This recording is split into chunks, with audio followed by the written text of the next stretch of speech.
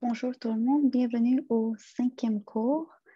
Avant de commencer, juste au cas où, si vous n'êtes pas au courant, j'ai déposé la deuxième activité en groupe dans la rubrique du module 2. Donc, cette deuxième activité comprend des questions sur le module 3 et le module 4 qu'on vient de voir la semaine passée. Donc, c'est ça, c'est à remettre le 20 mai, donc dans 2 jours.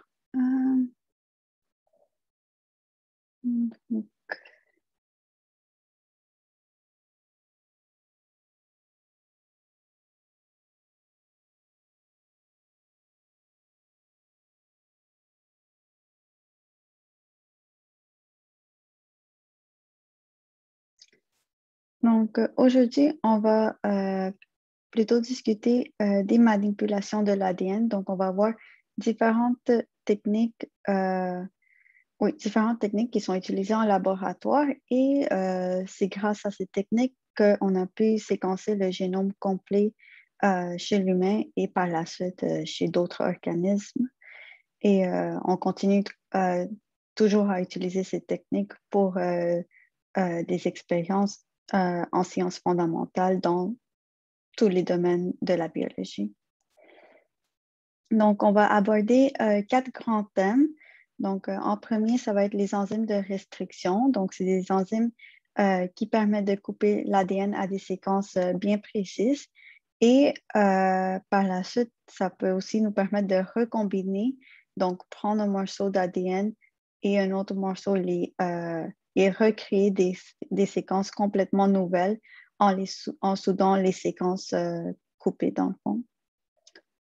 Donc, c'est un peu ça qui est illustré par cette animation ici.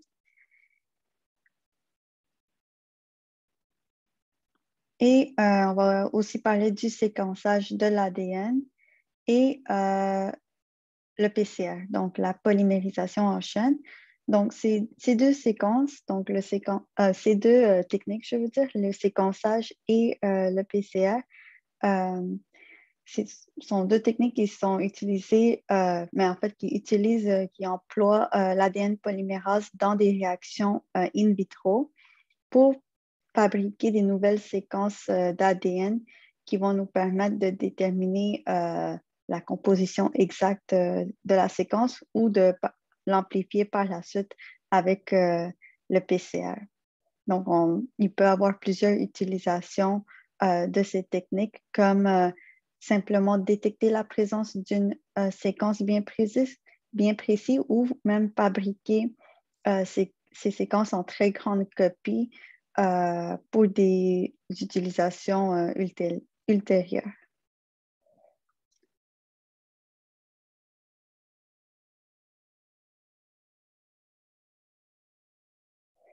Donc, commençons avec les enzymes de restriction.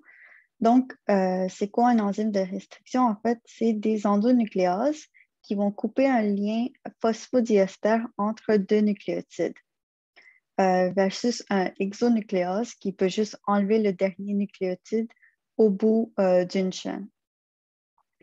Donc, ce que ces endonucléases ont de particulier, c'est qu'ils peuvent reconnaître une séquence bien spécifique de l'ADN. Ils ne vont pas couper n'importe où. Mais par contre, il existe d'autres types d'endonucléases qui peuvent couper n'importe où. Mais les enzymes de restriction ont une préférence pour une séquence particulière. Donc, d'où viennent ces enzymes? En fait, ces enzymes sont produites naturellement par des bactéries. Donc, ça fait partie du système de défense des bactéries pour leur permettre de se défendre contre les bactériophages. Donc, les bactériophages vont injecter leur ADN à l'intérieur de la bactérie et prendre en otage, en quelque sorte, la machinerie de réplication, de transcription et de traduction pour fabriquer ses propres protéines et éliminer la bactérie. Donc, une façon que les bactéries ont trouvé de se défendre contre ce type d'attaque, c'est de dégrader l'ADN du bactériophage. Donc, si au moment où le phage injecte son ADN, la bactérie a des enzymes qui sont capables de reconnaître ce ADN, elles peuvent le couper et ça va rendre ce ADN inactif. Et donc, ça va permettre à la bactérie de combattre cette infection.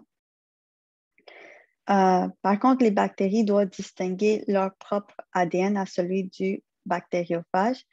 Donc, ils ont des enzymes pour faire ça. Donc, si l'enzyme de restriction pouvait couper n'importe où, la bactérie pourrait couper son propre ADN. Donc, souvent, ils vont distinguer leur propre ADN grâce à des méthyltransférases qui vont ajouter des groupements méthyl sur l'ADN de la bactérie. Donc, comme on a déjà vu, comme la souche DAM positive qui ajoute des méthyls aux adénines de la séquence GATC. Donc, en méthylant son ADN, la bactérie fait en sorte que son ADN est différent de celui du phage. Et les enzymes de restriction vont seulement couper si les séquences ne sont pas méthylées et ne pourront pas couper si elles le sont. Donc, les séquences reconnues par ces enzymes sont souvent composées de 4 à 8 nucléotides, mais il y a plusieurs types d'enzymes de restriction, comme on va voir. Et par contre, les enzymes de restriction utilisées en labo, le plus souvent pour pouvoir recombiner les séquences, vont reconnaître 4 à 8 nucléotides parce que c'est plus facile de réutiliser les fragments laissés derrière par ces enzymes. Et la plupart des sites de restriction reconnus par ces enzymes vont être des palindromes. Donc, c'est des séquences qui sont identiques sur les deux brins. Si on lit la séquence de 5' vers 3'. Donc, ici, comme exemple, on a la séquence coupée par l'enzyme de restriction qui s'appelle EcoR1, donc GAATTC, et l'autre, le brin complémentaire est exactement pareil si on lit de 5' à 3', donc GAATTC. Donc, un palindrome, dans le fond, c'est quelque chose qui se lit pareil dans les deux sens. Donc, c'est un exemple de mot palindrome serait Laval, donc la ville de Laval, qui se lit de la même manière de gauche à droite ou de droite à gauche. Ça fait le même mot. Et on a un autre exemple ici, donc une autre séquence GGATCC et donc de façon complémentaire, donc le GGATCC. Donc, c'est la même séquence dans un sens et dans l'autre. Donc, pourquoi est-ce que les enzymes de restriction reconnaissent des palindromes? C'est parce que les enzymes sont souvent sous forme de 2 sous-unités. Donc, il y a une sous-unité qui va reconnaître la séquence d'un côté de 5' vers 3' et l'autre sous-unité va reconnaître l'autre séquence de 5' à 3'. Donc, ça fonctionne sous forme de homodimère. Donc, ici, sur l'écran, vous voyez, il y a une sous-unité en vert. Donc, c'est la moitié de EcoR1. Et la séquence bleu pâle, c'est l'autre moitié de EcoR1.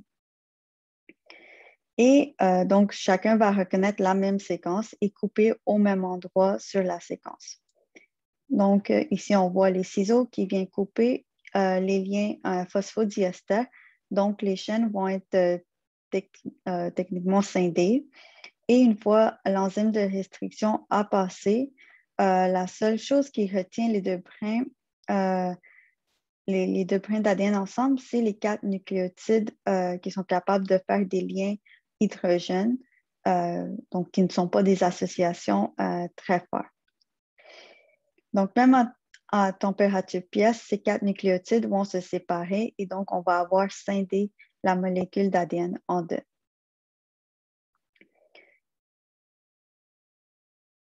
En fait, chaque enzyme de restriction va reconnaître une séquence particulière.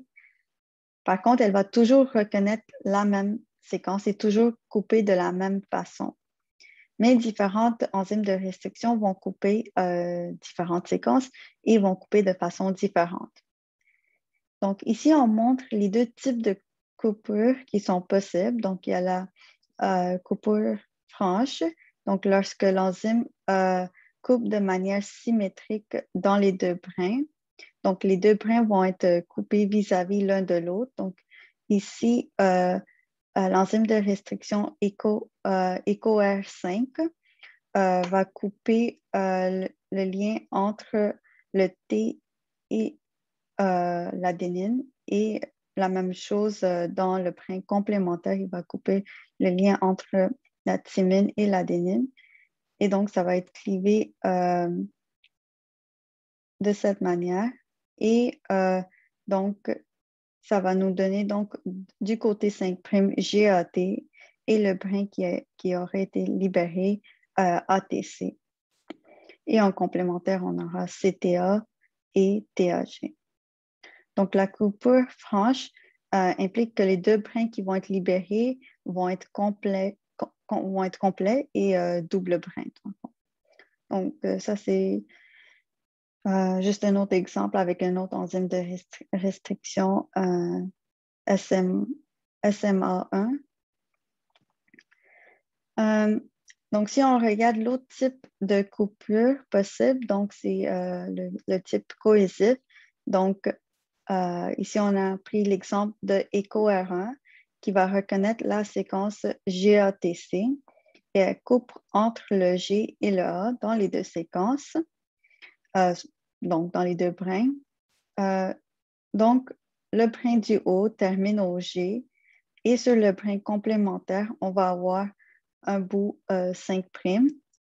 Et même chose avec l'autre moitié, donc ça va couper entre le G et le A ici. Donc, on aura un bout 5' ici, qui va être simple brin. Et ouais, c'est ça. Et un dernier exemple avec l'enzyme de restriction KPN1 qui reconnaît la séquence GGTACC, donc qui va couper entre les deux C. Et ça va laisser une extrémité 3' libre avec le OH. Donc, il y aura 4 nucléotides qui vont dépasser, qui vont être en simple brin.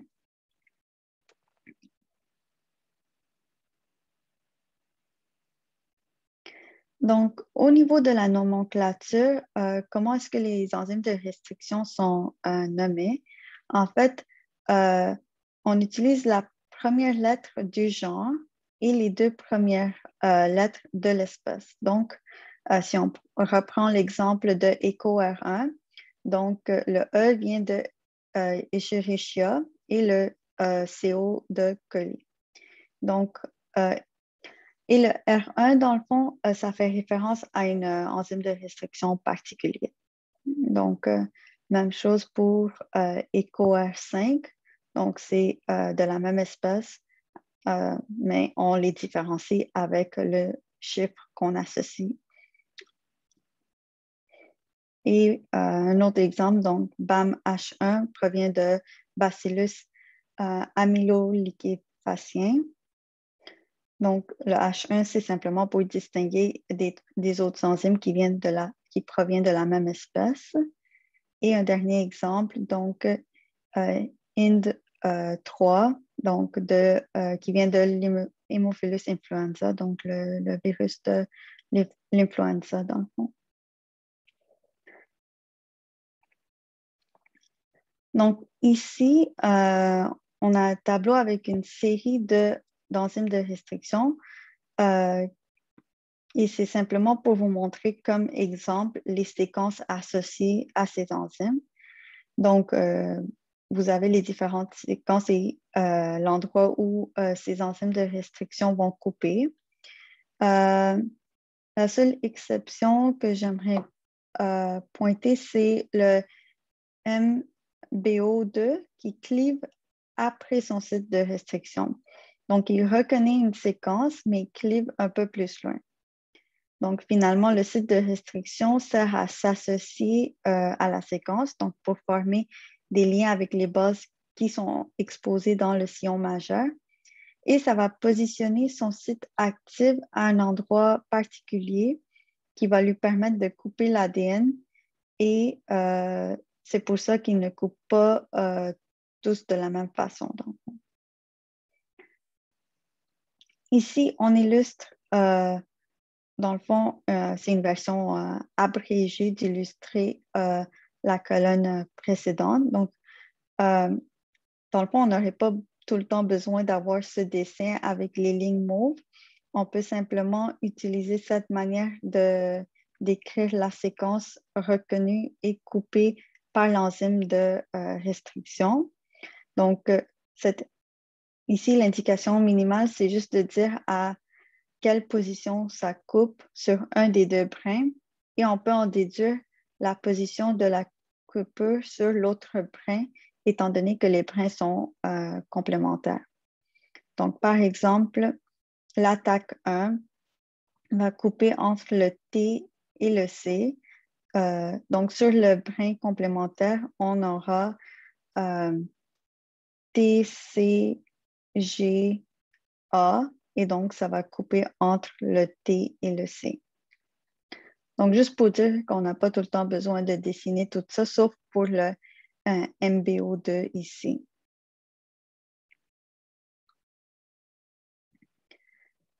Donc, les enzymes de restriction vont toujours couper au même endroit. La coupure dépend de la séquence et en théorie, la séquence qu'un enzyme va couper ne va pas changer d'une cellule à une autre. Donc, si on isole de l'ADN d'une population de phages ou des bactéries et qu'on soumet cette séquence ADN à une digestion par une enzyme de restriction, toutes les molécules vont être coupées au même endroit. Donc, toutes les copies d'une même séquence seront coupées exactement pareil. Donc, par exemple, si je prends le phage lambda, donc j'ai plein de copies de ce phage, de cette séquence dans le fond, et je les soumets à une digestion par IN3. Je vais produire une série de fragments, comme vous voyez ici sur le gel, parce que toutes les fois que cette enzyme de restriction aura reconnu sa séquence, il va couper. Et donc, ça va produire ce qu'on appelle un patron de digestion typique qui dépend de la séquence d'ADN. Donc, tant que la séquence d'ADN ne change pas, ce même patron de digestion va être produit chaque fois que je traite cet ADN avec cette enzyme de restriction. Par contre, si je change mon enzyme de restriction, comme illustré à droite ici, et que j'utilise une autre enzyme de restriction qui reconnaît une autre séquence, ça va produire un autre patron de digestion.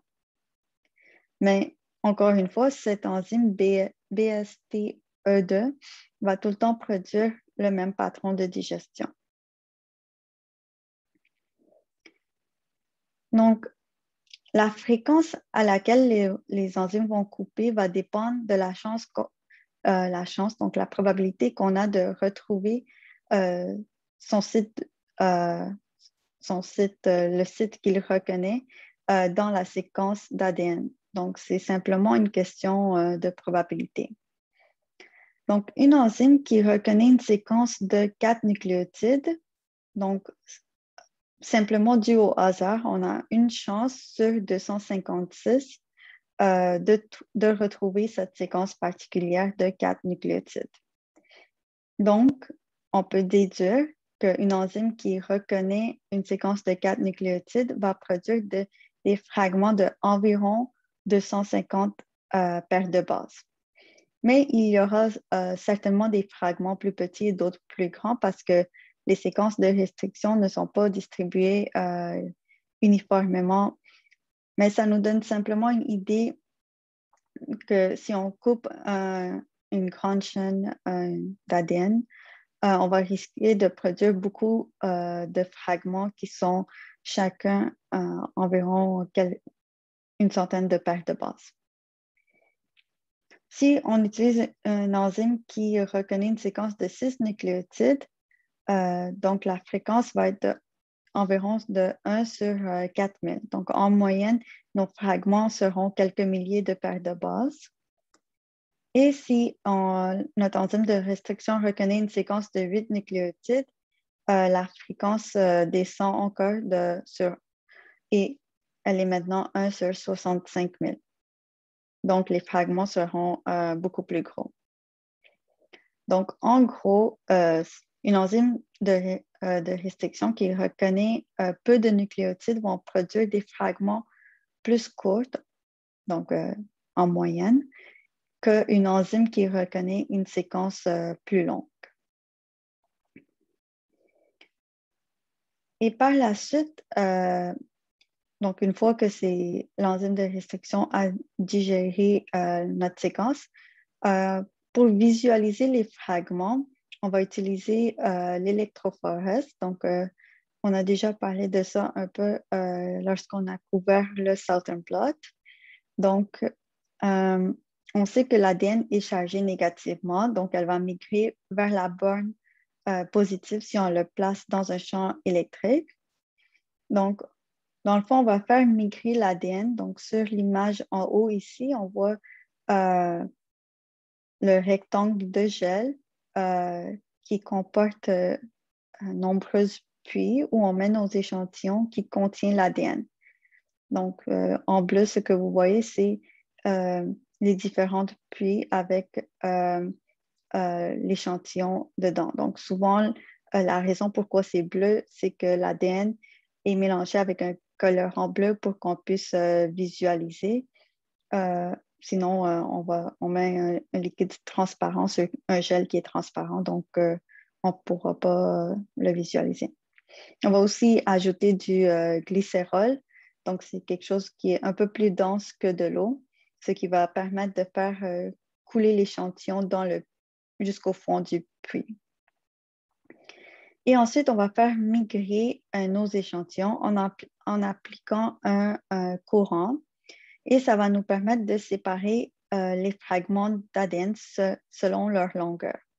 Donc, les plus longs fragments vont être retenus davantage par le gel et les fragments plus courts vont migrer plus loin. Donc, ça aussi nous permettre, puisque tous les fragments auront été créés par l'enzyme de restriction, ils vont être identiques en longueur. Donc, par exemple, si j'ai un fragment de 20 000 paires de bases de long, quand j'ai digéré ma séquence d'ADN, ils vont tous se retrouver au même endroit sur le gel. Et tous ceux qui... Donc, ici, vous avez un gel. Donc, et vous voyez les bandes qui peuvent contenir dans le gel. Donc, chaque bande, dans le fond, représente un fragment d'ADN, en fait, plusieurs fragments d'ADN, mais qui ont tous la même taille. Car quand ils ont la même taille, ils vont migrer la même distance. Et vu qu'ils ont été coupés par la même enzyme de restriction, ils vont être identiques en longueur. Et aussi, pour visualiser ça, on va utiliser un colorant fluorescent qui va les rendre fluorescents sous la lumière UV. Et on va voir les bandes apparaître. Donc, chaque bande contient les fragments de toute la même longueur. Et si on a un échantillon uniforme d'ADN, toutes les séquences d'une bande vont être identiques. Et pourquoi c'est pratique, ça? C'est parce que le gel, donc, qui est composé de l'agarose, est neutre. Donc, on peut découper une bande avec une lame et donc, on va découper un morceau de gel avec la bande et on peut aller chercher le morceau d'ADN contenu dans notre morceau de gel en on peut dissoudre l'agarose et par la suite purifier l'ADN et donc avoir la séquence. Donc, c'est relativement facile d'aller chercher des morceaux identiques. Donc, il faut séparer nos morceaux en premier et par la suite faire les réactions qui nous permettent d'isoler l'ADN.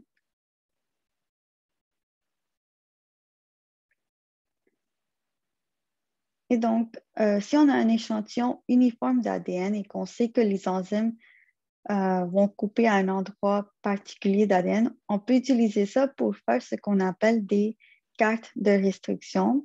Donc, un même échantillon d'ADN devrait donner le même patron de digestion d'une fois à l'autre. Donc, ici, par exemple, on a un ADN circulaire qui mesure 21 000 paires de bases et qu'on digère cet ADN avec l'enzyme IN3. Et si on coupe dans le fond un anneau à un seul endroit, donc ça va produire l'ADN linéaire de la même longueur, donc de 21 000 paires de bases. Et donc, donc ça, c'est simplement une animation. Et donc, si on le fait migrer sur gel, on va simplement avoir une bande à 21 000 paires de bases.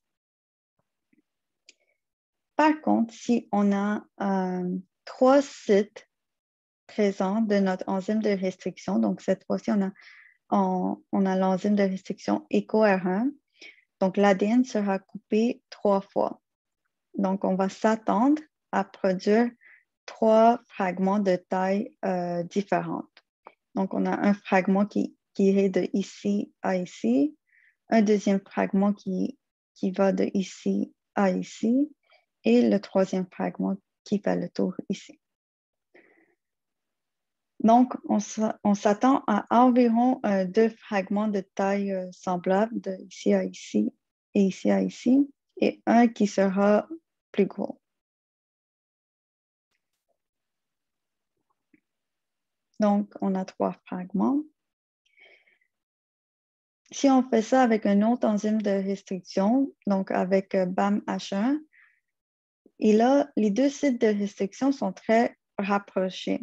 Donc, je vais produire un petit fragment ici et un autre fragment beaucoup plus grand qui va comporter tout le reste de la séquence. Donc, on a notre séquence plus grand ici et notre petit fragment ici. Et donc, on pourrait théoriquement, à partir du patron de digestion, essayer de déduire où se situent les sites de restriction des enzymes un par rapport aux autres. Donc, si je combine la digestion de IN3 et BAMH1, donc les 2 petits fragments ici que vous voyez en bas sont identiques. Donc, ce que ça veut dire, c'est que le site de IN3 ne se situe pas entre ces 2 sites. En fait, entre ces 2 sites de coupure de BAMH1. Mais il se situe plutôt dans le grand fragment. Donc, ce qui est le cas, vu que IN3 coupe ici et BAMH3 coupe ici. Donc, ce fragment qu'on voyait lorsqu'on avait seulement BAMH1 reste pareil dans les deux puits. Donc, en théorie, on peut déterminer les sites de coupure des enzymes de restriction les unes par rapport aux autres. Et donc, en faisant des combinaisons avec le même échantillon d'ADN et différentes combinaisons des enzymes de restriction. Donc, inversement, on peut aussi vérifier l'intégrité d'un échantillon en le traitant avec un enzyme de restriction et en observant si on obtient toujours le même patron de digestion. Par exemple, si on imagine que le premier site de EcoR1 ici est muté. Donc, il sera donc disparu, étant donné qu'il va être muté, l'enzyme ne coupera pas à cet endroit. Et donc, le patron de migration obtenu va être différent de celui qu'on avait avant. Donc, maintenant, on a simplement deux fragments, un grand fragment et un petit fragment. Et donc, un fragment ici, le petit fragment qui va de ici à ici et le grand fragment de l'autre bord. Et les autres digestions faites en combinaison avec d'autres enzymes vont aussi être affectées de la même façon. Donc, en comparant ces deux expériences, donc ces deux échantillons, c'est facile de voir que quelque chose est passé au premier site de EcoR1. Et en comparant les autres, on pourrait même déterminer où se situe exactement ce site de EcoR1 qui a été muté. Donc, ça, c'est un peu le principe de la cartographie de restriction. Ça a beaucoup été utilisé dans la génétique des populations avant qu'on ait un accès plus facile au séquençage et au PCR. Mais maintenant, ce n'est pas nécessaire de faire ça car on a beaucoup plus d'informations à notre disposition avec le PCR et le séquençage. Mais ça demeure quand même relativement facile à faire. Donc, on doit isoler l'ADN, le digérer, mettre sur gel et ça ne prend pas énormément de temps. Et on peut séparer nos échantillons ou notre séquence d'intérêt selon s'ils ont ou pas un site EcoR1 à un endroit particulier. Et les marqueurs que vous voyez ici, dans le fond, le 20, 15, 10, 5, en fait, c'est des marqueurs de fragments d'ADN de taille connue. Donc, c'est ce qu'on appelle l'échelle de poids moléculaire. Donc, c'est simplement pour nous donner un standard, un contrôle dans le fond et nous permettre de déterminer la taille des fragments, mais des bandes qui sont présentes dans notre échantillon. OK. Donc, pour la deuxième partie, on va couvrir la recombinaison in vitro. Donc, puisqu'on est capable de produire des fragments et donc par les séquences, on peut prédire où est-ce que notre enzyme de restriction va couper. Donc, on sait quel fragment va être produit par le traitement d'une enzyme de restriction. Donc, on peut utiliser ça pour recombiner des molécules d'ADN.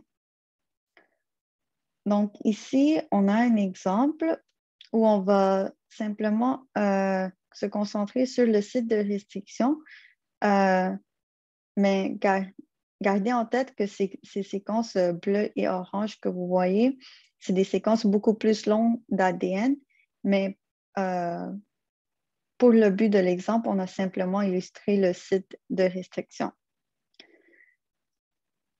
Donc, qu'est-ce que ces deux séquences contiennent? C'est en fait la séquence GAATTC.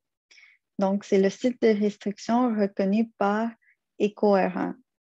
Donc, si on digère ces deux molécules avec EcoR1, on va produire en fait 4 fragments qui vont terminer avec des séquences, donc qui vont avoir une partie qui va être simple brin.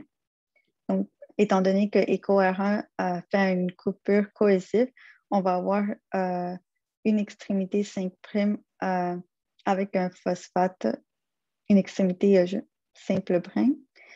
Et les deux brins d'ADN qui sont différents, mais qui contiennent le même site de restriction, vont donc produire le même type d'extrémité.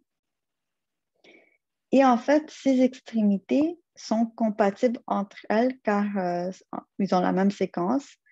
Donc, au départ, on a vu ici que TTAA était apparié à AATT et c'est le cas pour la séquence en bleu et la séquence en orange.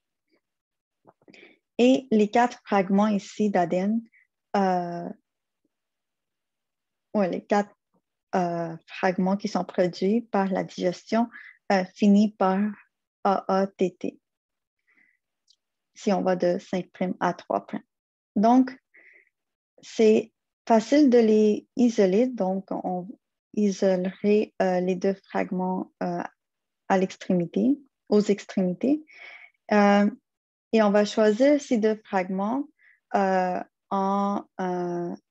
se basant sur leur taille, dans le sens qu'on va les isoler car on pourra les isoler parce qu'ils seront de tailles différentes et donc on peut les choisir sur la base de leur taille.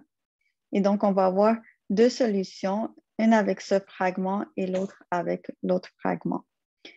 On peut donc mélanger les 2 solutions et on va laisser les hybrider en descendant la température car il faut permettre la formation de 4 liens hydrogènes qui vont permettre l'hybridation. Donc, on fait ce type de réaction à environ 14-15 degrés Celsius et si on les laisse assez longtemps, ils vont se réhybrider ensemble. Maintenant, ils seront maintenus ensemble juste par les liens hydrogènes et non pas par des liens phosphodiester. Donc, c'est simplement les liens entre le A et le T qui vont maintenir les 2 brins ensemble. Mais dans la réplication, on avait vu une enzyme qui était capable d'ajouter un lien phosphodiester entre les 2 nucléotides. Donc, c'est l'ADN ligase. Donc, la même enzyme qui attache ensemble les fragments d'Okazaki. Donc, on va incuber ça avec l'ADN ligase et on va obtenir une séquence complètement intacte, mais qui est composée la moitié du fragment bleu et l'autre moitié du fragment orange.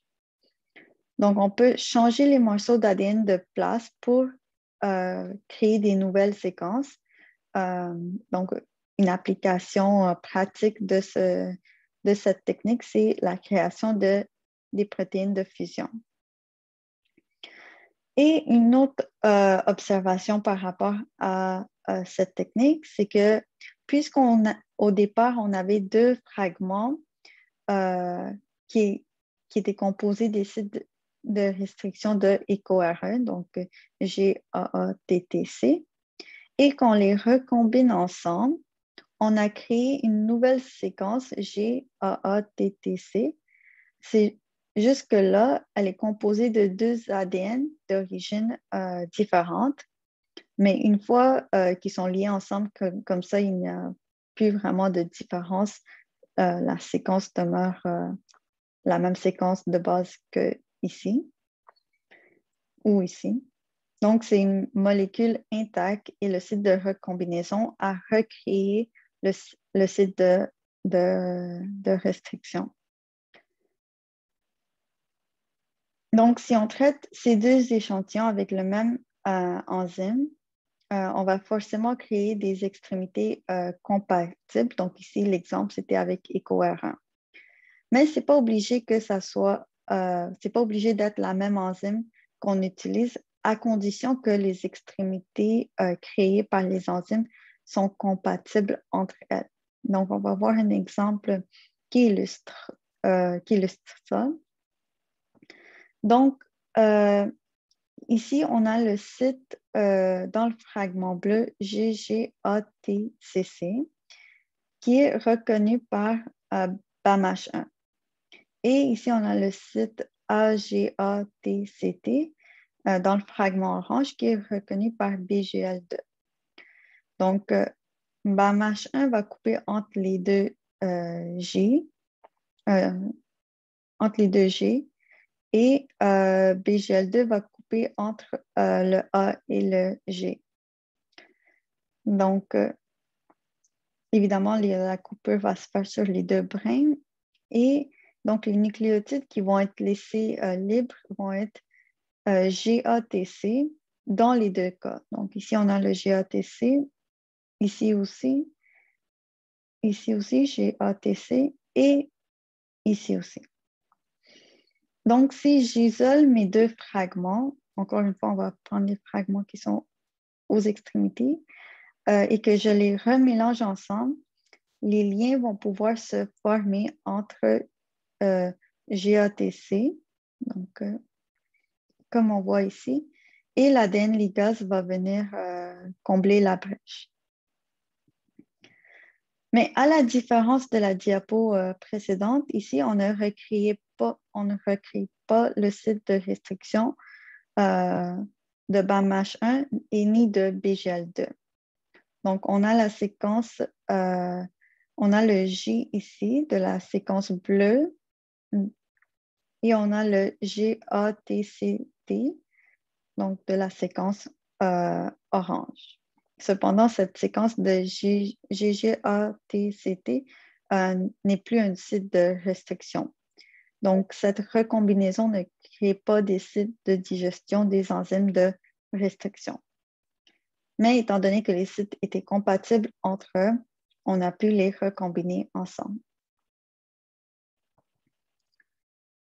Donc, cette image ici représente un peu la même chose, mais ça permet de voir qu'on peut sélectionner différents fragments de par leurs extrémités.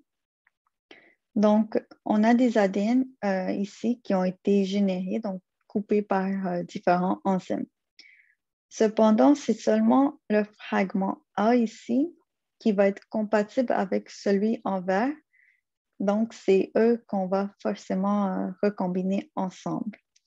Donc, on voit ici que la terminaison 5' de TT, en fait de AATT, va être compatible avec le TTAA ici. Donc, on va les recombiner ensemble et l'ADN ligase ici va venir souder les liens et donc on va former notre ADN.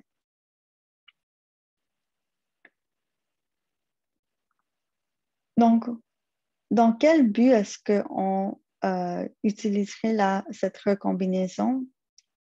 C'est dans le fond, on peut utiliser cette méthode de site de restriction pour faire ce qu'on appelle le clonage dans des vecteurs. Donc, on appelle ça du clonage car on va insérer tout ça dans des bactéries qui vont se reproduire et en se reproduisant, elles vont créer des clones d'elles-mêmes. Donc, si on introduit notre ADN plasmidique ici à l'intérieur des bactéries, lorsque la bactérie va se répliquer, elle va passer à la cellule fille, mais aux deux cellules filles, la même copie d'ADN. Donc, c'est pour ça qu'on appelle ça du clonage. Donc, on va commencer par des fragments d'ADN qu'on veut reproduire et donc, on va les insérer dans des vecteurs de clonage en utilisant notre technique de site avec les enzymes de restriction. Donc, si on a de l'ADN et on va couper ces ADN avec des enzymes de restriction et produire plein de fragments de longueur plus ou moins différentes, mais ils vont avoir des extrémités cohésives parce qu'on va utiliser le même enzyme de restriction pour couper nos fragments et nos vecteurs. Donc, les extrémités des fragments seront compatibles avec les extrémités des vecteurs. Par la suite, si on mélange l'ADN avec plein de copies de vecteurs, ils vont se recombiner ensemble, en théorie. Et si on ajoute l'ADN ligase, on va créer plein d'ADN plasmidiques différents qui vont chacun contenir un morceau d'ADN. Donc, c'est ça qu'on a ici. Par contre, avec un morceau d'ADN, on ne peut pas faire grand-chose comme de manipulation, mais quand on a plusieurs copies de ces ADN, on peut les séquencer et les manipuler davantage. Donc, on crée des copies. En fait, on crée ces copies qu'on va insérer dans les bactéries. Donc, quand on insère un plasmide dans dans une bactérie, ça s'appelle la transformation. Et chaque bactérie, en fait, va incorporer un vecteur différent. Et lorsqu'on étale les bactéries sur des géloses à faible concentration, chaque bactérie va créer une colonie et chaque colonie va contenir une copie de la même bactérie de départ. Donc, chaque colonie, en fait, va produire un vecteur particulier qui contient un plasmide et ce plasmide qui contient un fragment particulier d'ADN et ça va le répliquer à chaque fois que la bactérie se réplique. Donc, oui, comme j'ai mentionné, donc, pour faire ça, on utilise des plasmides. Donc, des plasmides, dans le fond, c'est de l'ADN extrachromosomique. Donc, c'est des molécules circulaires qui existent à l'état naturel chez les bactéries. Ils peuvent être échangés d'une bactérie à l'autre. Ils peuvent aussi être captés de l'environnement par des bactéries. Donc, il faut que les bactéries captent ces plasmides. Donc, des bactéries qu'on va avoir traitées pour qu'elles soient capables de capter de l'ADN de leur environnement. En fait, il faut leur blesser pour que l'ADN peut rentrer. Et l'intérêt d'intégrer le plasmide, c'est que le plasmide peut se répliquer à l'intérieur de la bactérie comme l'ADN bactérien lui-même. Et donc, le plasmide va être partagé entre les cellules filles comme l'ADN bactérien. Et c'est comme ça qu'on va propager notre plasmide dans la population et on va avoir plusieurs copies de notre plasmide.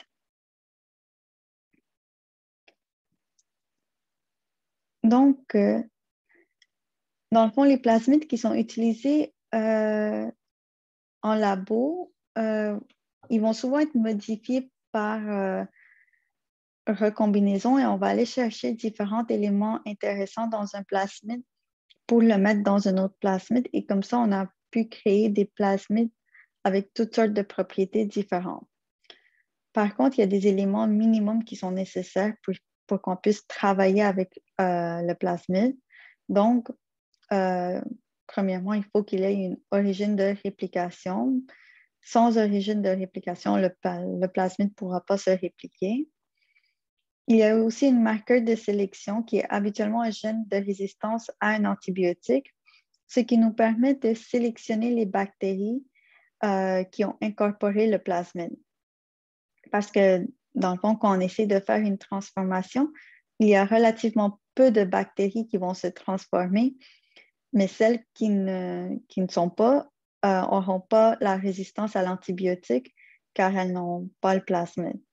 Et donc, elles ne pourront pas former des colonies sur la gélose. Et finalement, il faut un site de multiclonage. Donc, dans le fond, c'est une série de séquences de restriction artificielles qu'on a incorporées dans le vecteur qui permet d'ouvrir le vecteur pour qu'il puisse être recombiné avec une autre séquence. Donc, ça, c'est une représentation plus schématique des trois éléments. Donc, on va souvent représenter un plasmide par une carte génétique et on va mettre des boîtes qui représentent les éléments importants. Donc, la boîte d'origine de réplication qui permet de répliquer le vecteur. La boîte AMP-R, c'est en fait la résistance à l'ampicilline qui est en fait un antibiotique. Donc, le vecteur, il faut indiquer à quel antibiotique le vecteur confère la résistance. Et le MCS, donc la séquence de multiclonage, donc une série de sites de restriction qui sont insérés.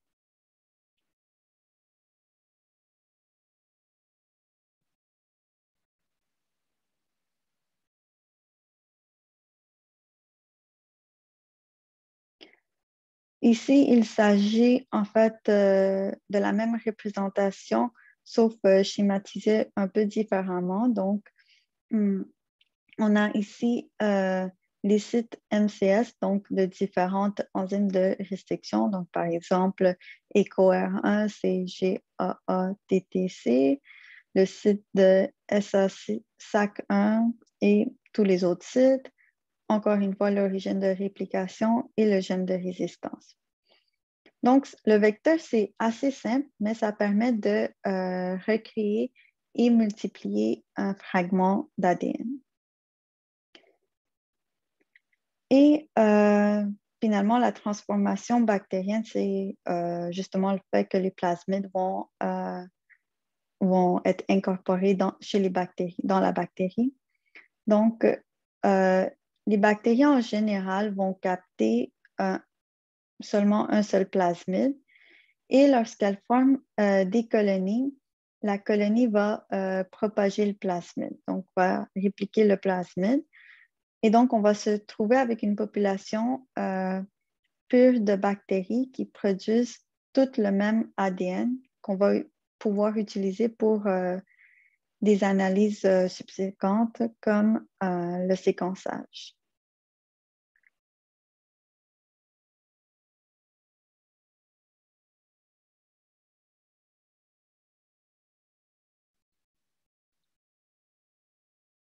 Donc, on va reprendre. Non, c'est pas ça.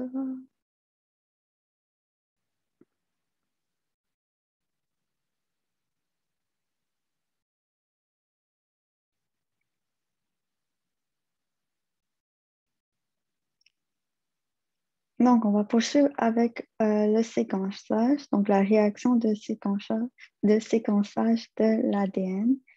Donc, pour comprendre cette réaction, dans le fond, c'est important de bien se souvenir de comment fonctionne la réplication. Donc, comme on avait vu, pour que l'ADN polymérase puisse venir répliquer le brin 5' à 3', il faut qu'il ait une amorce avec une extrémité 3' libre que l'ADN polymérase va utiliser pour introduire les nucléotides complémentaires à la matrice pour allonger l'amorce et fabriquer le nouveau brin. Donc, dans le fond, l'ADN polymérase aura besoin des nucléotides, d'une amorce et d'une matrice. Donc, ça va être les trois ingrédients euh, qui devront être présents pour que l'ADN polymérase puisse répliquer l'ADN.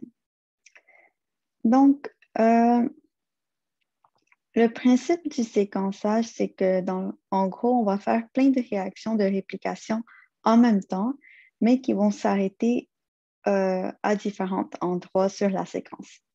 Et avec ce type de réaction, on a réussi de séquencer le génome humain il y a déjà 20 ans. Donc, mais pour arriver à ça, en fait, il y avait nombreux défis techniques. Donc, premièrement, il fallait être capable de séquencer l'ADN. Donc, ça, on peut le faire en fait depuis assez longtemps. Donc, la méthode qui est utilisée pour séquencer le génome humain a été publiée en 1997. Il fallait aussi obtenir l'ADN sous forme manipulable. Donc, comme les vecteurs qui contiennent un morceau précis d'ADN qu'on peut répliquer et qu'on peut répliquer en grande quantité. Parce que dans le fond, le génome humain, c'est 3 milliards de paires de bases. Donc, on ne peut pas prendre un échantillon et le séquencer. Ça prend beaucoup de copies de petits fragments d'ADN pour faire la réaction de séquençage selon la méthode de Sanger. Troisièmement, il fallait automatiser le processus parce que la réaction de Sanger faisait que ça prend quelques heures pour faire la réaction et ensuite, il fallait tout mettre ça sous un gel ultra mince car les gels d'agarose ne fonctionnaient pas pour différencier les fragments d'un nucléotide de long. Donc, il fallait faire des gels très longs et super minces et ça prenait une dizaine d'heures à faire migrer. Et ce genre de gel permettait de résoudre environ 400 à 500 nucléotides. Donc, avec 3 milliards de paires de bases, ça aurait pris super longtemps. Et si on n'était pas capable de faire plein de réactions en parallèle et de les rendre automatiques, ça aurait pris beaucoup plus de temps. Donc, en fait, toutes ces réactions ont généré des milliards de petits morceaux de séquences parce qu'on ne peut pas séquencer le génome entier d'un bout à l'autre. Donc, on doit donc séquencer par petits bouts. Donc, à la fin, il fallait tout réussir à assembler les morceaux. Donc, il fallait séquencer plusieurs fois pour savoir dans quel ordre il fallait mettre les morceaux qu'on avait séquencés. Donc, pour ça, il fallait développer la bioinformatique. Donc, avant ça, la bioinformatique n'existait pas et c'est pour résoudre ce genre de problème qu'on a commencé à faire des algorithmes plus adaptés et que la bioinformatique est devenue un domaine en soi. Donc, c'est vraiment le séquençage et la génomique qui était le point de départ pour développer ce domaine. Mais maintenant, ils font beaucoup d'autres choses aussi. Donc, c'est quoi la méthode de Sanger? Dans le fond, Sanger, sa méthode, c'est de faire des réactions de séquençage en parallèle. Donc, on part du principe qu'on utilise une ADN polymérase. Donc, on a une matrice avec un OH3' de libre auquel on ajoute des nucléotides complémentaires. Donc, l'idée est de savoir quels nucléotides on ajoute. Donc, pour ça, on utilise des désoxynucléotides qui fait en sorte que lorsqu'on ajoute ce nucléotide, parce qu'on n'aura pas le OH en 3', on ne pourra pas insérer un nucléotide supplémentaire et la chaîne va s'arrêter à cet endroit. Et si on sait quel désoxynucléotide on a ajouté dans notre réaction, on sait que la chaîne va s'arrêter quand on incorpore des désoxynucléotides en particulier. Donc, par exemple, si on a ajouté des DDCTP, la chaîne va forcément, lorsque la chaîne s'arrête, ça va forcément arrêter lorsqu'elle insère un C. Donc, on peut déduire que sur la matrice, il y avait un G. Donc, l'autre aspect, c'est que si on voulait être capable de lire la séquence, il faut que tous nos fragments démarrent au même endroit. Donc, car on regardait dans le fond la longueur des fragments produits. Et donc, si on veut savoir la position des deux C qui sont en rouge ici, mais il faut qu'ils partent du même point de départ, sinon ça ne voudrait rien dire. Donc, on sait que l'ADN polymérase va commencer à synthétiser lorsqu'elle va pouvoir s'apparier à une séquence double brin avec une extrémité 3' libre. Donc, elle va commencer toujours au bout de l'amorce et on sait qu'on est capable de hybrider des séquences. Donc, de façon complètement artificielle, on va synthétiser artificiellement une amorce qui va s'hybrider à notre séquence et on va savoir où elle va s'hybrider car on va connaître la séquence de l'amorce. Et on va hybrider nos amorces à toutes nos séquences matrices. Donc, on sait où tous les fragments vont commencer et ils vont arrêter à des longueurs qui sont potentiellement différentes, donc illustrées avec le brin en bleu ici. Et donc, à partir des longueurs des fragments, on pourra déduire à quelle position se retrouve le C et donc le G sur la matrice.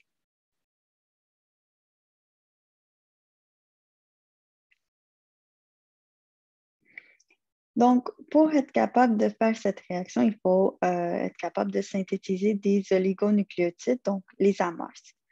Donc, ça, c'est généralement fait par des chimistes et des biochimistes.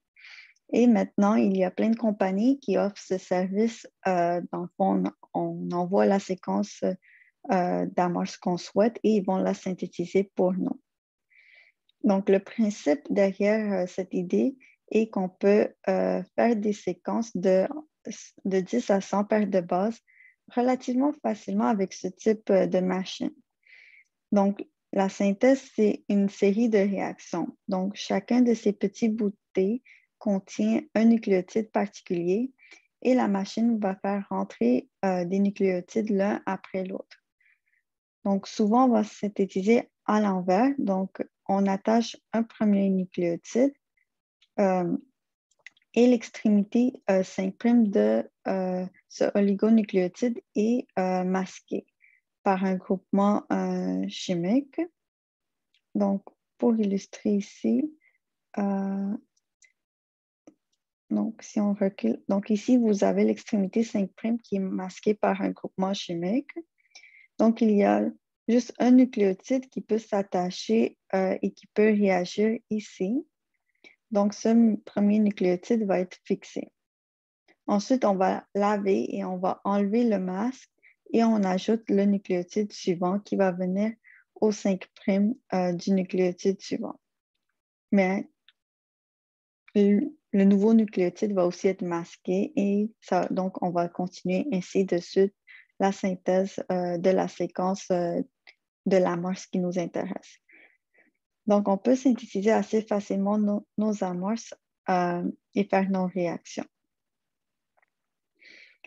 Donc, par exemple, si notre échantillon, ici on a notre échantillon qui contient plein de séquences, mais c'est toujours exactement la même copie de séquence de mon ADN 5'.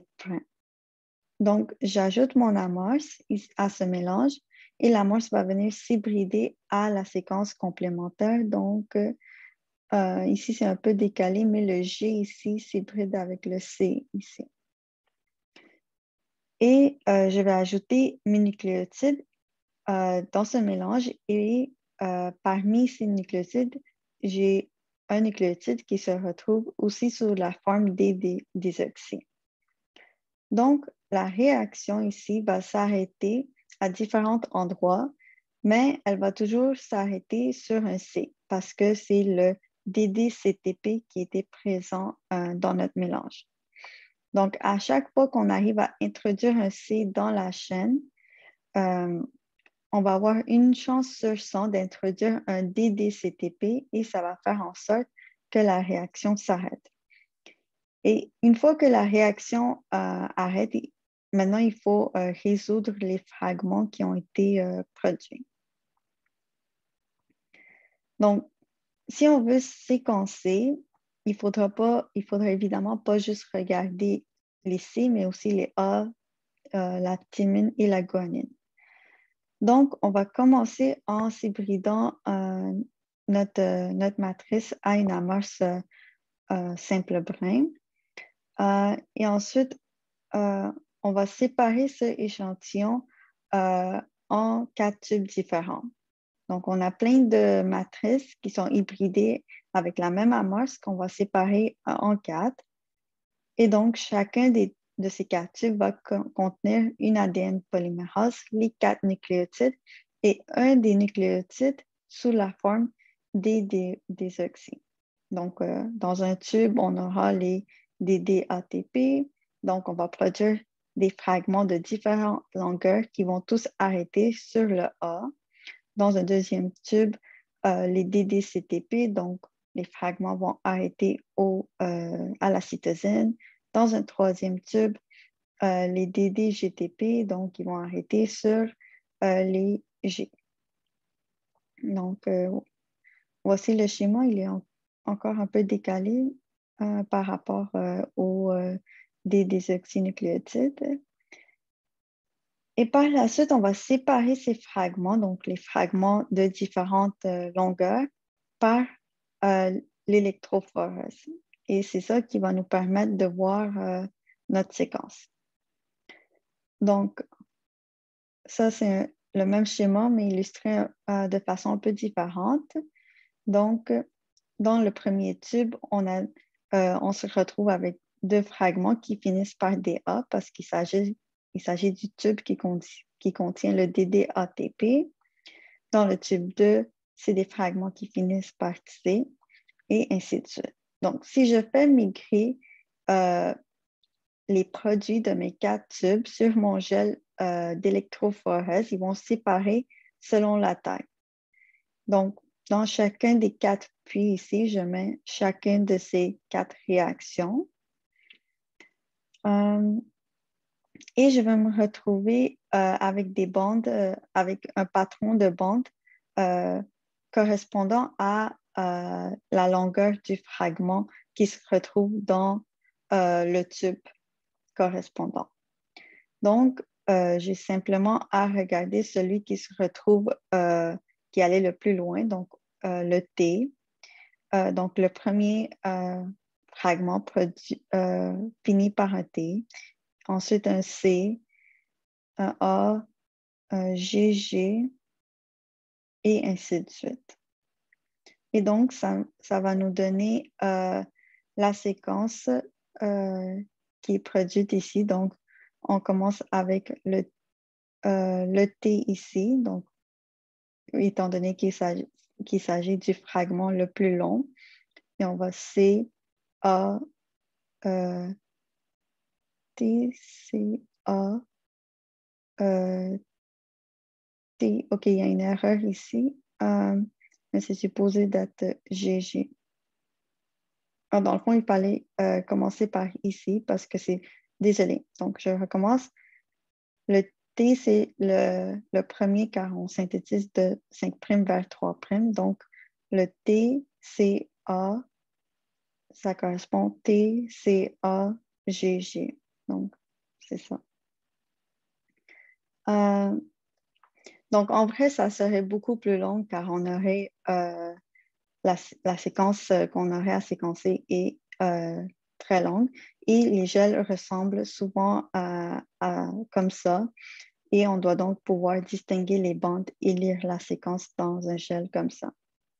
Donc, cette méthode fonctionne, mais elle est assez longue et aussi un peu pénible. Donc, pour essayer d'automatiser le processus, on fait exactement le même type de réaction, mais on a automatisé la façon de lire la séquence. Donc, au lieu de faire un gel d'électrophorèse qui est relativement long et difficile, on va utiliser un appareil.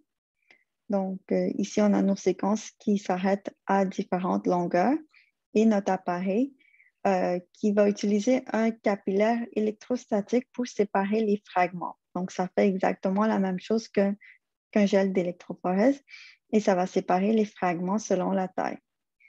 Et à l'extrémité du capillaire, il y a un détecteur au laser qui est capable d'identifier la longueur d'onde de fluorescence d'un chlorophylle. Donc, on va associer chaque nucléotide à une couleur.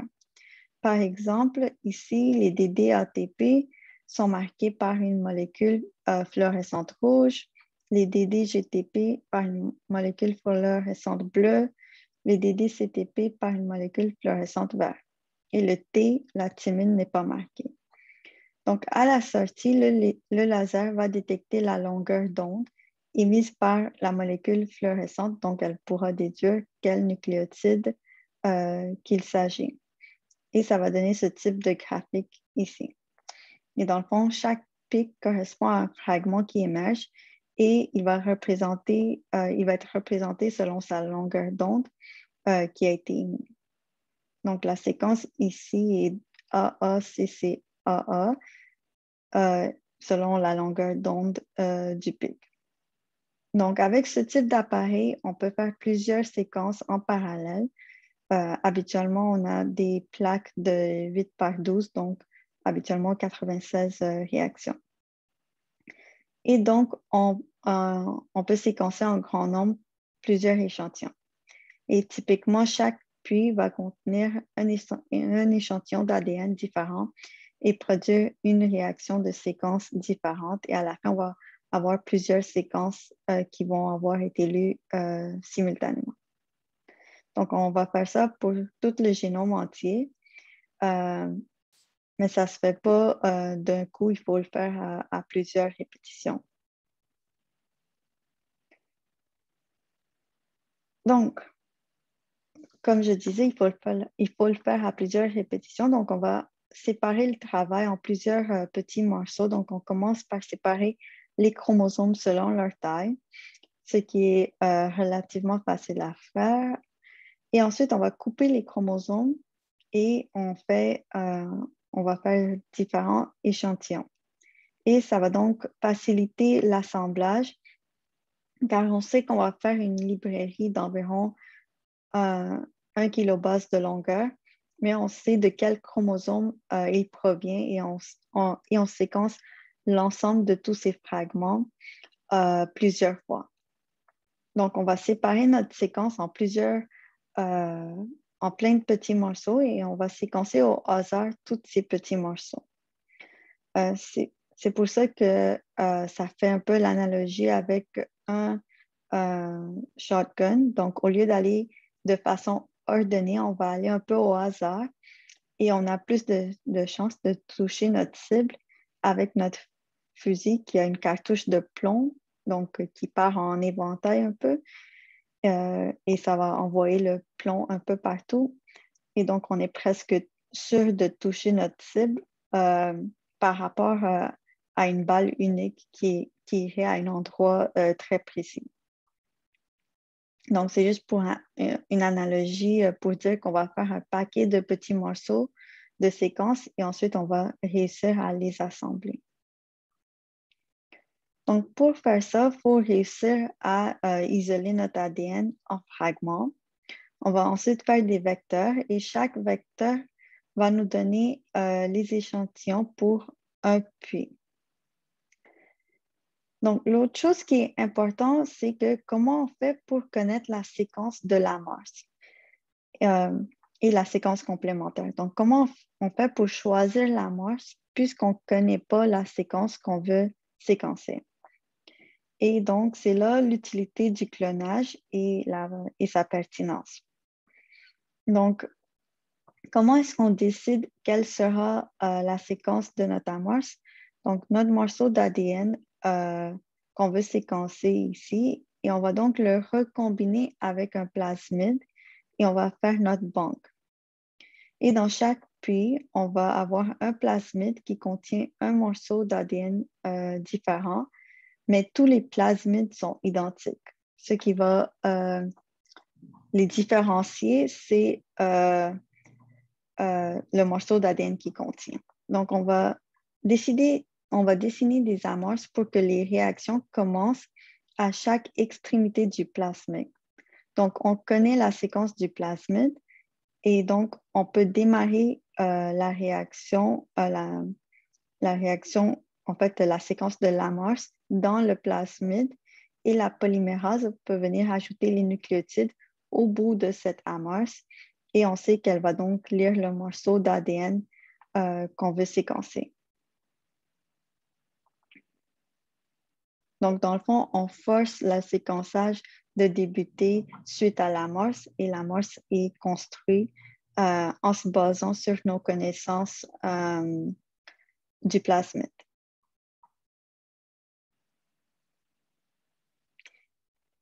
Et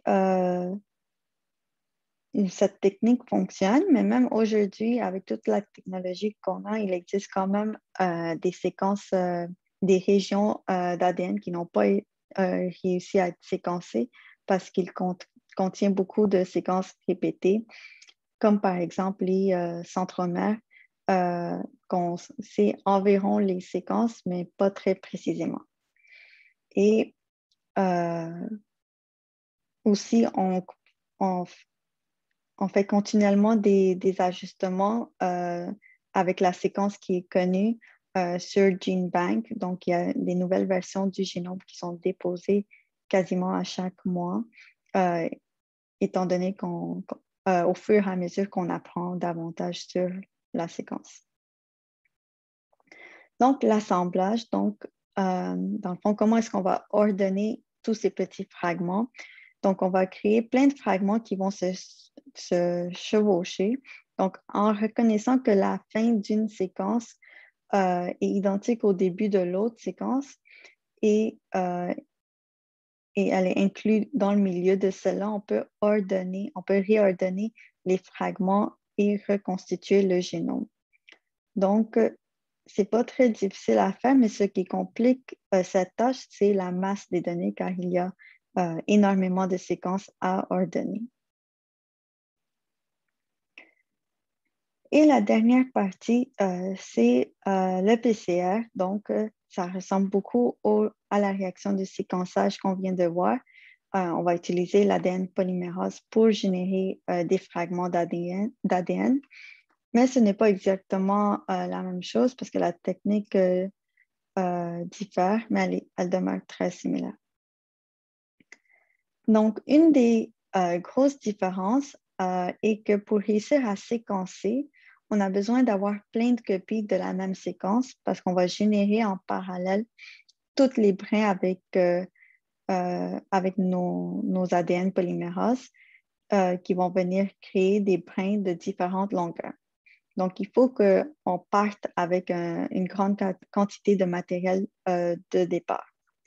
Tandis que le PCR, c'est le contraire. On utilise le PCR pour produire une grande quantité de matériel et ça facilite grandement le séquençage et aussi d'autres applications. Donc, comme le séquençage, on utilise l'ADN polymérase, donc on utilise ses propriétés pour y arriver. Et l'autre différence avec le séquençage, c'est que dans le séquençage, on avait plein de matrices et on hybridait une amorce unique à un endroit spécifique qui allait être allongé et s'arrêter à différents endroits. Pour le PCR, on va avoir relativement peu de séquences, peu de matrices de départ, mais on va utiliser une amorce qui va s'hybrider sur chaque brin.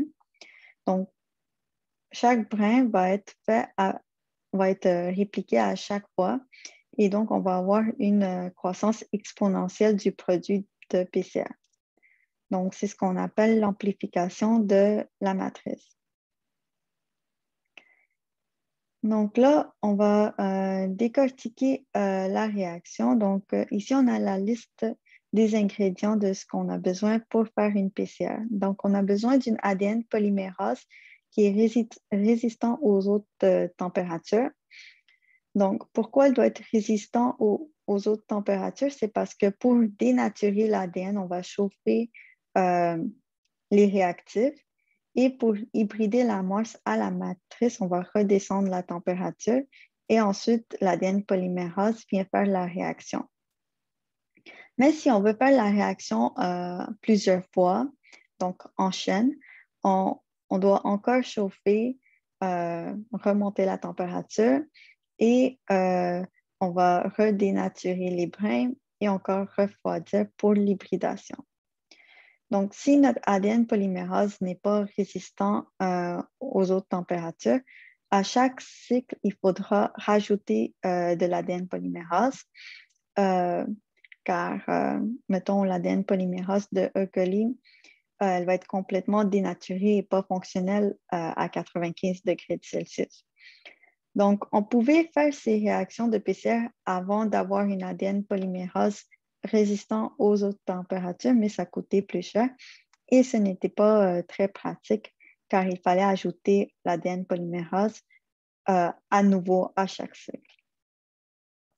Mais on a découvert qu'avec des bactéries qui vivent dans les sources thermiques, mais en fait, étant donné qu'ils vivent dans des milieux relativement chauds, donc environ 70-80 degrés Celsius, leurs enzymes sont beaucoup plus résistants aux autres températures. Donc, si on prend leur ADN polymérase, elles peuvent résister à plusieurs cycles dans nos réactions de PCR et c'est ce qu'on utilise. Et maintenant, on a donc maintenant plein d'enzymes à notre disposition qui sont résistants aux autres températures et qui ont été modifiés génétiquement. Ça prend une ADN matrice, donc une ADN polymérase ne peut pas ajouter des nucléotides sans une matrice.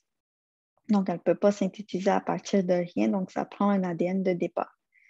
Ça prend des amorces qui s'hybrident à la matrice pour créer le substrat d'ADN polymérase.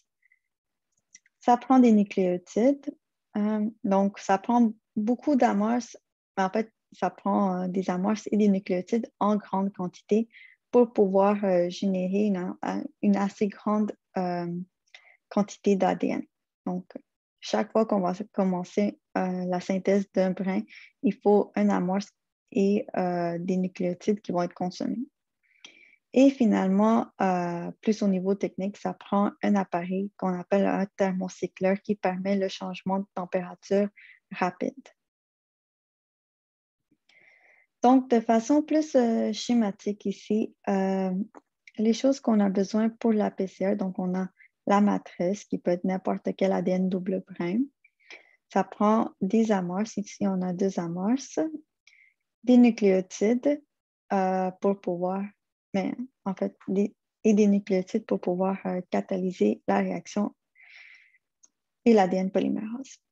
Donc, il faut une amorce qui va s'hybrider sur chacun des 2 brins parce qu'on veut générer à chaque cycle chacun des brins. Ça ne fonctionnera pas si on a juste un amorce sur chaque brin. Donc, l'amorce 1 est appelée l'amorce sens car on retrouve sa séquence dans le brin sens. Et donc, ça va permettre, donc l'amorce 1 va générer le brin antisens. Donc, on retrouve sa séquence ici.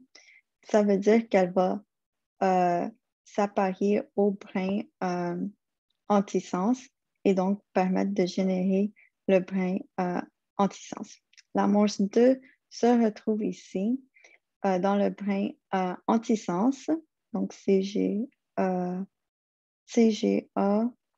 et CGA, c'est un peu décalé ici, et elle va s'hybrider au brin sens et générer le brin sens.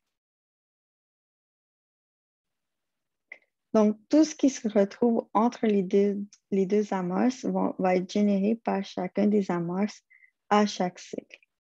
Donc, au départ, on a simplement une seule copie. Après un cycle, on aura 2 copies. Et après un 3e cycle, on aura 4 copies. Donc, on va rapidement accumuler beaucoup d'ADN qui va correspondre aux endroits qui se retrouvent entre les 2 amorces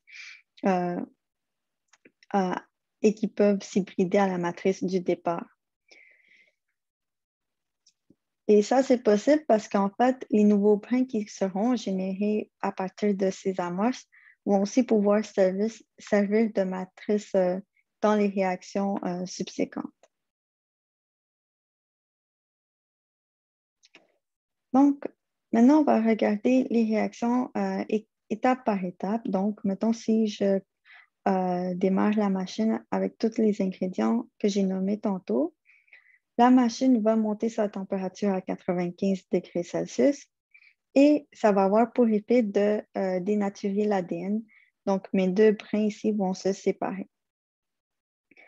La température va redescendre et ça va en fait redescendre à la température d'hybridation, donc suffisamment basse pour permettre à mes amorces de s'hybrider à la matrice, mais suffisamment haute pour qu'elle ne s'hybride pas n'importe où non plus. Donc, l'amorce 1 qui vient s'hybrider sur mon brin antisens et l'amorce 2 qui s'hybride sur mon brin sens. Et ensuite, on remonte la température pour permettre à l'ADN polymérase de faire l'élongation. Donc, elle va donc intégrer les nucléotides à mes amorces. Et donc, je vais avoir le brin sens et le brin antisens. Donc, maintenant, j'ai 2 nouvelles molécules d'ADN identiques à ma matrice, sauf l'extrémité 5' avant mes amorces n'est pas répliquée. Et donc, c'est une réaction en chaîne, donc on répète la même réaction plusieurs fois. Donc, on monte à nouveau la température et ça va séparer, dénaturer les 2 brins d'ADN. On répète encore, donc on descend la température pour permettre l'hybridation des amorces et on la remonte pour que l'ADN polymérase puisse allonger les amorces. Vous notez que l'amorce qui vient s'hybrider sur le brin antisens va aller jusqu'au bout, mais ne pourra pas aller plus loin que l'endroit où il y a le premier amorce, mais en fait, où le premier amorce a synthétisé parce que la première chaîne s'est arrêtée. Donc, dans le fond, où l'amorce verte a commencé. Donc, ces brins vont servir de matrice au prochain cycle. Donc, chacun des 4 doubles brins ici vont devenir 8 simples brins et vont servir de matrice. Donc, on dénature et on aura donc nos 8 simples brins. On hybride les amorces et on laisse la polymérase faire sa réaction.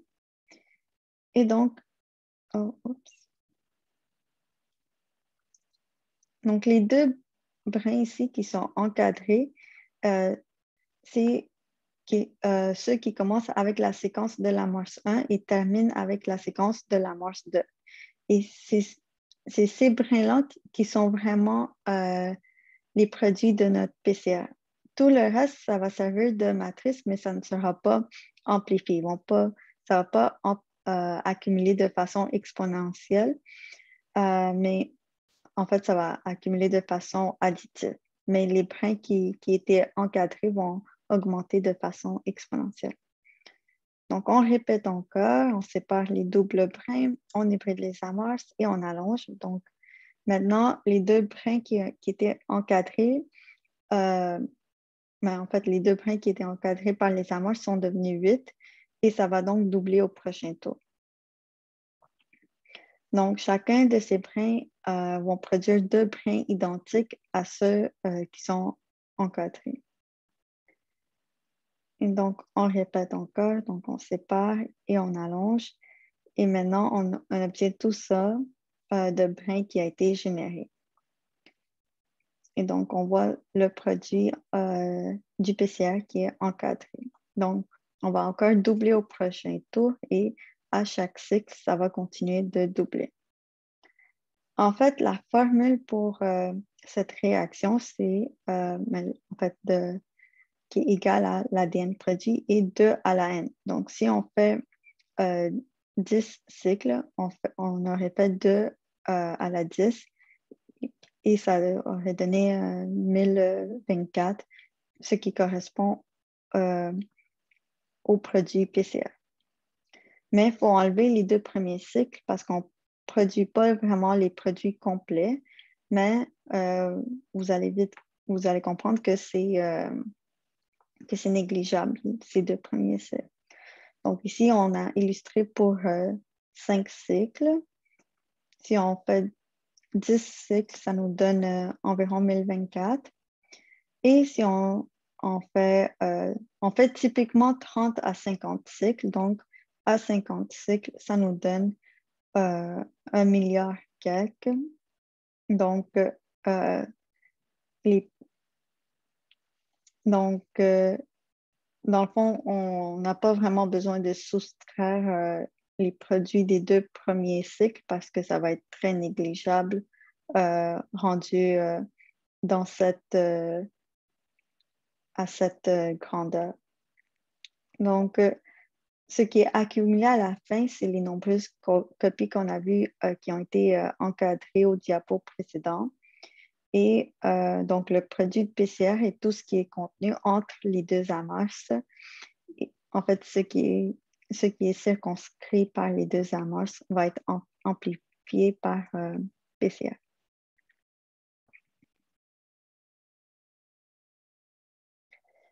Donc, de quoi est-ce que ça sert le PCR? Donc, ça nous permet d'identifier des polymorphismes.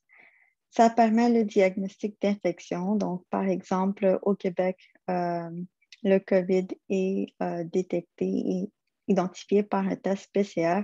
Donc, on prend un frottis de la muqueuse nasale et on utilise des amorces spécifiques pour l'ARN du virus et il regarde si l'ARN viral est présent dans l'échantillon. Et si les amorces vont s'hybrider et qu'on obtient un produit PCR, ça va nous indiquer la présence de ce virus chez la personne.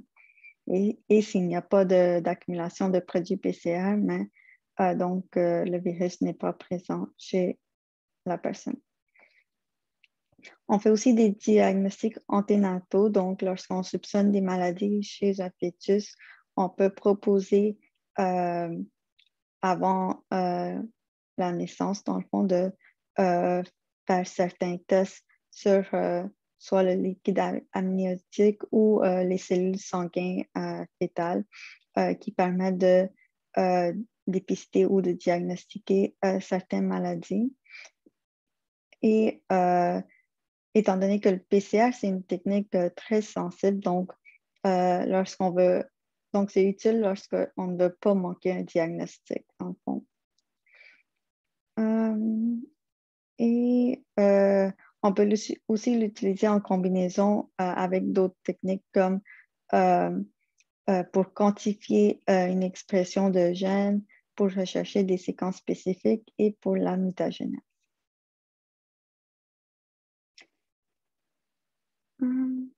Et finalement, le séquençage à haut débit. Donc, on a vu que ce qui est vraiment le problème dans le séquençage de Sanger et d'autres processus, en fait, ce qui est limitant est notre capacité à isoler une séquence particulière d'ADN pour avoir des réactions uniformes par la suite et pour être capable de les comparer et déduire la séquence.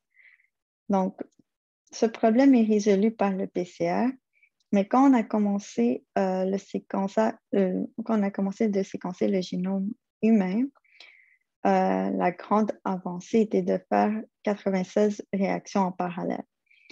Maintenant, on peut aller à des vitesses beaucoup plus grandes et on peut séquencer le génome humain entier en 3 jours en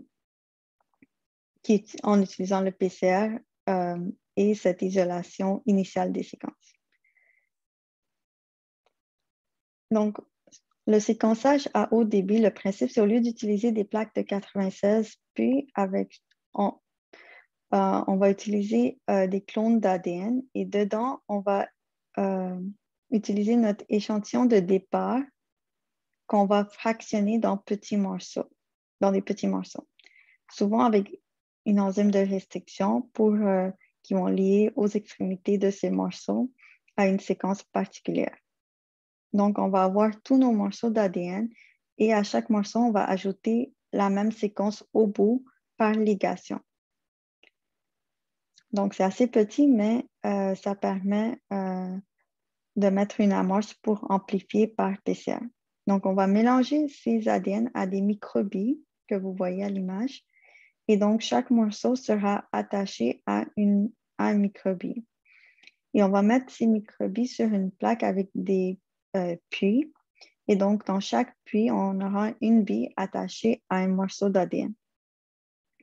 Et on va attacher une autre amorce à l'autre extrémité et on va utiliser le PCR pour amplifier cet ADN en le faisant réagir avec la bille à chaque cycle. Donc, au bout de plusieurs cycles de PCR, on va avoir plein de morceaux d'ADN sur notre bille, mais ça sera le même morceau et on pourra séquencer la séquence présente sur la bille.